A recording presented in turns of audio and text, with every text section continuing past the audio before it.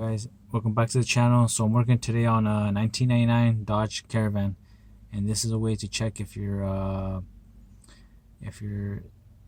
speedometer, your cluster is working correctly. So you basically push the trip and the reset button at the same time, and then turn the ignition on to the second position until it blinks in this area right here. So once it says code, you release it and it's going to do a process. And so I'm going to check just checking all the lights over here. Right now I just did the fuel gauge. Now I was going to do the tachometer, the speedometer, the temperature. I did the fuel gauge now again. So that's check one. Just checking one thing. And now it checks for the digital display on the left, as you can see.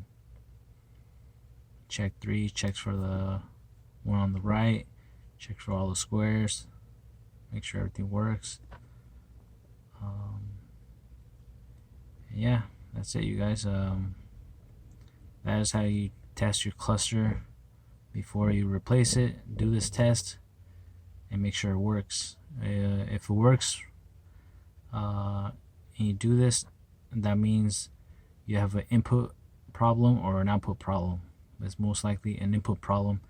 The cluster does work on this car, but when I turn it on, there's no RPM and there's no miles per hour. So that means there's an input problem from the transmission to the engine. I also, on this car, it doesn't show the temperature. It does tell me what position I'm in: the park, reverse, neutral, drive, 3, and L. It does tell me the fuel, how much fuel I have, but in this car there's a problem with the computer. When you turn on the ignition, it should prime your fuel pump. It doesn't have that function, so I believe there's something internally damaged in the computer.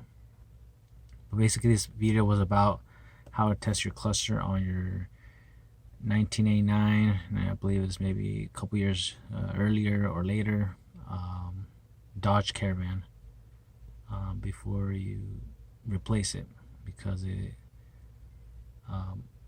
sometimes it's not your cluster, sometimes it's the inputs from your tachometer or your speedometer or your temperature. They're not giving the correct information, or it can be your computer. But thank you guys for watching, and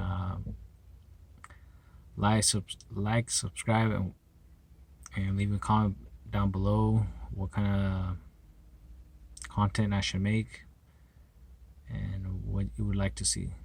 Thanks.